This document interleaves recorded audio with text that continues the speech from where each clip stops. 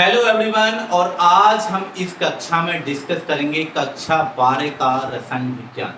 तो आज की कक्षा में हम सबसे पहले कक्षा 12 को प्रारंभ करने वाले हैं रसायन विज्ञान। और कक्षा 12 का जो रसायन विज्ञान है मैं आपको बता दूं, इस चैनल के माध्यम से कंप्लीटली बोर्ड के समय से पहले, बोर्ड परीक्षा के समय से पहले पूरा सिलेबस करवाया जाएगा। आप इस चैनल से जुड़ जाइए, सब्सक्राइब कर लीजिए और बने रहिए इस चैनल के साथ। कोई कोचिंग की आवश्यकता नहीं है, आप इस चैनल से जुड़े रहिए और लाभ उठाइए। देखिए कक्षा 12 में पहला चैप्टर आप जानते हैं कि वो है ठोस अवस्था। क्या है पहला चैप्टर? ठोस अवस्था। तो आज हम डिस्कस करेंगे ठोस अवस्था का परिचय। तो ठोस अवस्था क्या है? इंग्लिश में कहते हैं द सॉलिड स्टेट। तो सॉलिड स्टेट के बारे में हम क्या जानते हैं? हमें पता है कि पदार्थ की 3 अवस्थाएं होती हैं जो क्लास 11 में हमने पढ़ रखा है। ठोस, द्रव, गैस। ये मुख्यतः 3 हैं।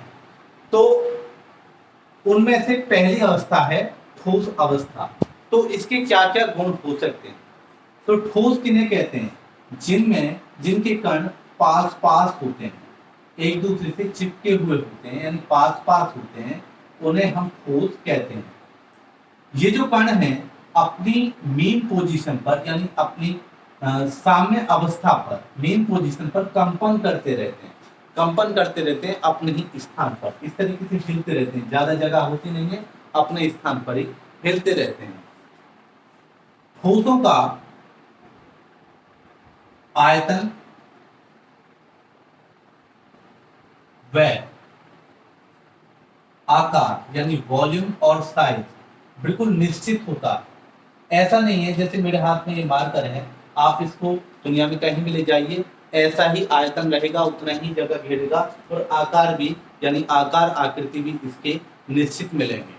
तो पहली प्रॉपर्टी ये हो गई कि इसके कण आपस में पास पास होते हैं, आयतन, आकार व आकृति निश्चित होते हैं, अपनी मेन पोजीशन के दोनों ओर ये कंपन करते रहते हैं। नेक्स्ट है कि ठोस के कण द्रव और गैसों की तुलना में कम गतिज ऊर्जा रखते हैं, कम गतिज ऊर्जा रखते हैं, क्योंकि गैप ज्यादा नहीं है। जब गैप ज्यादा नहीं है तो जब गैप ज्यादा नहीं है तो गतिज ऊर्जा भी कम होगी। जैसे ये ठोस के कण हैं पास पास, द्रव के हैं, ये गैस के हैं, तो ज्यादा जगह होगी तो ज्यादा घूमेंगे। तो ठोस के कण के पास कम गतिज ऊर्जा होती है, द्रव के कणों के पास ठोस से ज्यादा, और गैस के पास सबसे ज्यादा गतिज ऊर्जा होती है। अगर हम अंतराल यानी इंटरमॉलिक्यूलर गैप की बात करें तो दो परमाणुओं के बीच में सबसे ज्यादा गैप आपको गैस के बीच में मिलेगा। तो गैस में सबसे ज्यादा इंटरमॉलिक्यूलर डिस्टेंस यानी अंतराल, दो परमाणुओं या अणुओं के बीच की दूरी सबसे ज्यादा किसमें है? गैस में। उससे कम द्रव में और सबसे कम ठोस में। आपसे पूछा जाए कि सबसे ज्यादा मजबूत अंतराणुक बल किसमें? तो देखिए गैप सबसे ज्यादा किसमें है? सबसे ज्यादा गैप किसमें? गैसों में। तो जितनी ज्यादा दूरी होगी उतने ही कमजोर आकर्षण बल होंगे, और जितनी कम दूरी होगी आकर्षण बल उतने ही मजबूत होंगे। तो अंतराणुक बल सबसे मजबूत किसमें होते हैं? ठोसों के अंदर होते हैं। ठोसों के अंदर सबसे मजबूत होते हैं अंतराणुक बल। तो आयोग समझ में आया होगा कि सबसे ज्यादा जो अंतराणुक बल है ठोस के सबसे ज्यादा, द्रव उससे कम और गैस उससे कम। ये किसकी बात कर रहे हैं हम? अंतराणुक बल। अंतराणुक बल। अगर हम गैप की बात करें तो ये ऑर्डर उल्टा हो जाएगा। सबसे ज्यादा गैप किसमें है? गैसों में। सबसे ज्यादा गैप किसमें है? गैसों में, फिर द्रव में और फिर ठोस में। तो मैं समझता हूं कि ये सब प्रॉपर्टीज आपको क्लियर होंगी। विसरण दर, जब गतिज ऊर्जा सबसे ज्यादा गैस की है तो दो गैसें आपस में तेजी से मिक्स हो सकती हैं। मान लिया कि ये दो मार करेंगे, आपस में मिक्स तेजी से हो सकती हैं, या फिर दो एलपीजी के सिलेंडर लीक आउट करने पर वो वायु में तेजी से मिक्स हो जाएंगे। तो सबसे तेज मिक्स होगी गैस, क्योंकि गैस की गतिज ऊर्जा सबसे ज्यादा होती है।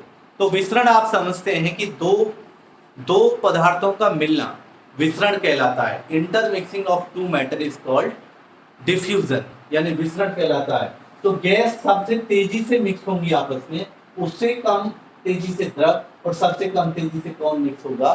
ठोस होगा। तो ये चीजें आपको क्लियर होंगी। अब इसमें से देखिए कि ठोस जो है वो जनरली, ठोस और द्रव इन दोनों को इनकम्प्रेसिबल माना जाता है। कंप्रेस मतलब इनका वॉल्यूम कम नहीं किया जा सकता, यानी इनको दबा करके इनके आकार को आप कम नहीं कर सकते, वॉल्यूम को कम नहीं कर सकते। जैसे हम बहुत सारी गैस को एक सिलेंडर में दबा करके रख देते हैं, कंप्रेस करके, ऐसे हम किसी बर्तन में ठोस को नहीं रख सकते। जैसे 5 किलोग्राम आपके पास घी है और उसको एक डब्बे में रखना है जिसका आयतन है 4.9 लीटर, भर दोगे? नहीं भर पाओगे, दबाने पे नहीं भर पाओगे, नहीं आ पाएगा।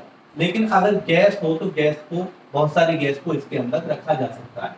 तो ठोस और द्रव क्या होते हैं?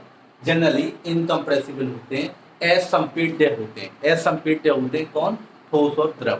और गैस क्या होती है? कंप्रेसिबल होती है, संपीड्य होती है। इसको हम दबा करके यानी उसको कंप्रेस करके एक छोटे बर्तन में रख सकते हैं। तो ये थे कुछ ठोस अवस्था का इंट्रोडक्शन। ये आज चैप्टर का इंट्रोडक्शन था केवल, और ये केवल इंट्रोडक्शन वीडियो है। केवल जो क्लास 12th का हम रसायन विज्ञान स्टार्ट करेंगे, तो आप इस चैनल से जुड़े रहिए और इस चैनल का आप लाभ लीजिए, और इस पे सारा सिलेबस आपको मिलेगा। और रोजाना आपको एक वीडियो मिलने की उम्मीद रहेगी, और रोजाना आपको एक वीडियो मिलेगी भी, और इससे पहले मिलेगी, शाम को मिल जाया करेगी। तो बने रहिए इस चैनल के साथ। जय हिंद, जय भारत।